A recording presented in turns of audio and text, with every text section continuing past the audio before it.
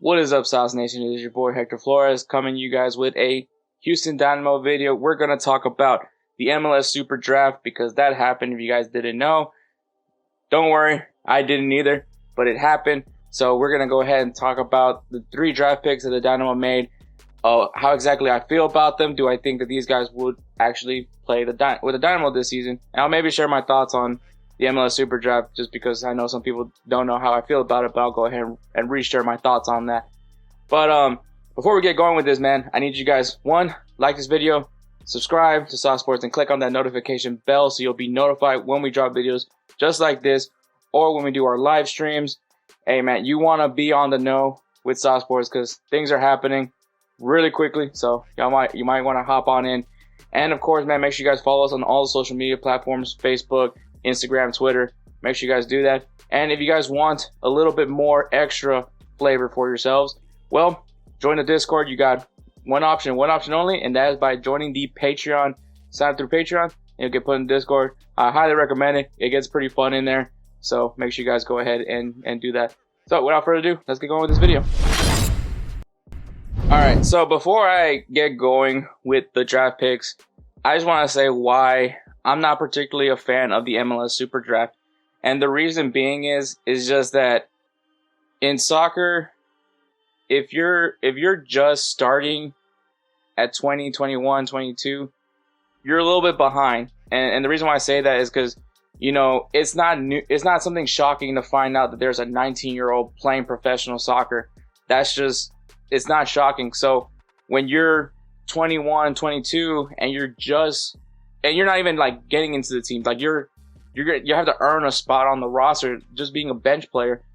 It's like you're falling behind. Like most of these guys are killing it right now in top soccer right now are under the age of 20. So I mean, you're behind a big curve. So for me, the MLS Super Draft, it's a cool option, but I personally, for me, I would much rather see like the college players maybe do the combine process, but let like the teams go after their players. So kind of let them become free agents and let them sign with who they want. So that's personally how I feel. I know maybe others feel differently, but I just want to say that. But let's get going with the rest of this video.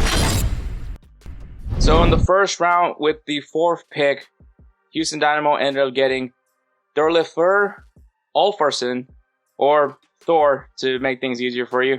He is actually from Iceland, but he is a forward from Duke University.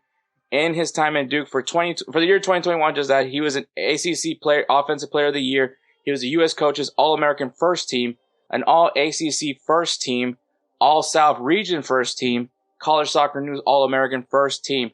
So he's definitely worth being an early round pick as far as the accolades goes.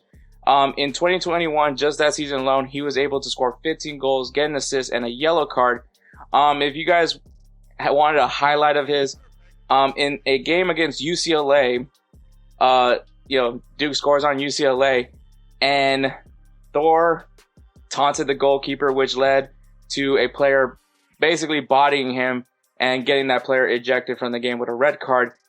So if you guys want to know, that's the guy. Also, Thor did not score that goal. He was just trolling the hell out of the goalkeeper, which for me, I love it. You know, he's going to be a shit talker, which I love to see. So with Thor, I think he will make the Dynamo team.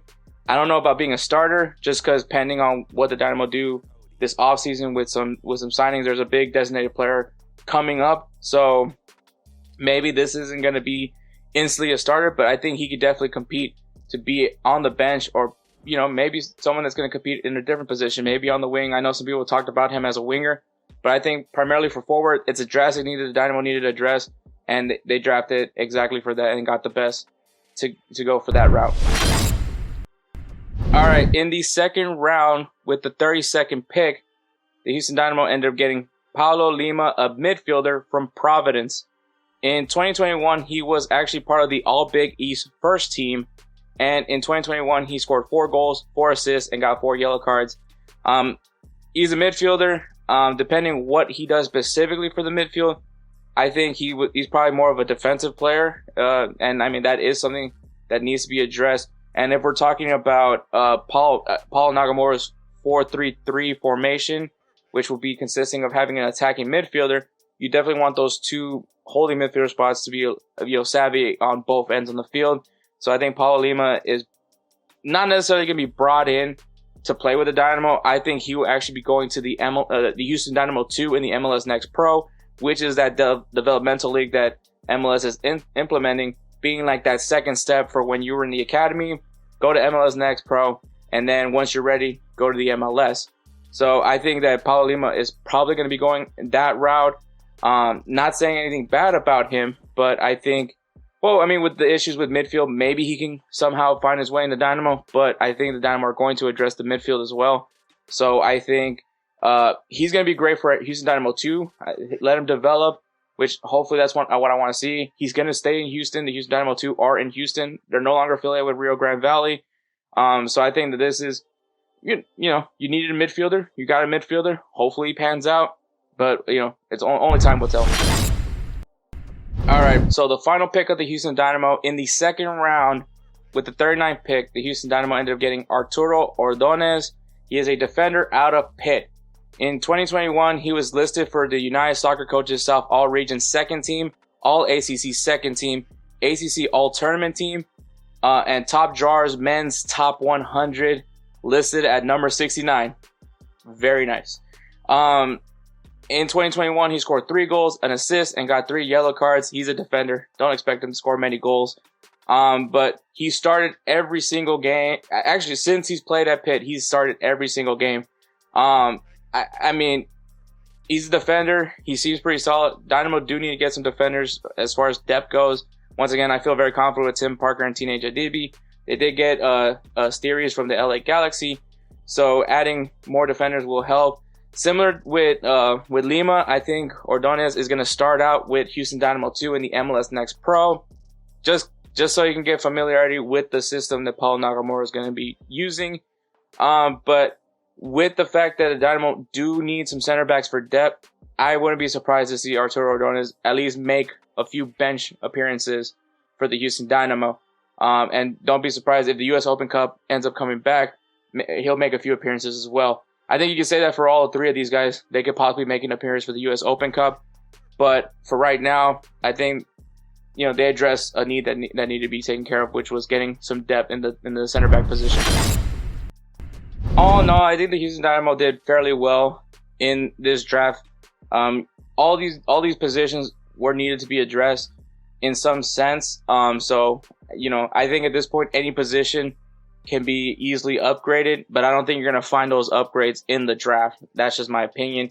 But I think they did some pretty good picks. I think these guys can do some promise at MLS Next Pro, and prove themselves, and hopefully we'll start seeing more draft picks being played by the Houston Dynamo, because that's something we just haven't been seeing. And hopefully some more from the academy as well.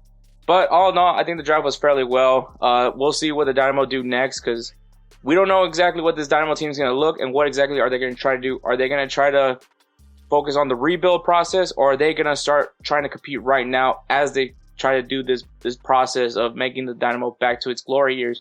So I'm going to see I'm interested in what they're going to do, and I can't wait to see what's next with Pat Onstand and Paulo Nagamura as what they plan on doing with this Houston Dynamo team. But with all that being said, man, thanks for listening. Go into the comments. Tell me what you guys think about these players. Do you guys think that some of them have some promise in them, or you guys don't even know who these players are? If that's fair as well. But make sure you guys subscribe. Make sure you guys like this video. Click on that notification bell. And if you guys want to join the Discord, join the Patreon. It's the best way to only way to do it. So if you guys want to join the Discord, that's the way to go.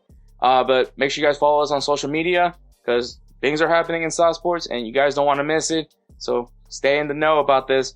And since this is a soccer video, I'm just going to shamelessly plug my podcast, Insert Name FC. We are part of the Belly Up Sports Network.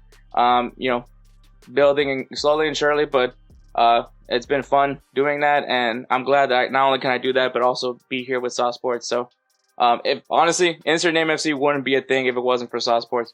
So I gotta thank Honcho for that. But with all that being said, man, chucking up a deuce. Y'all stay saucy.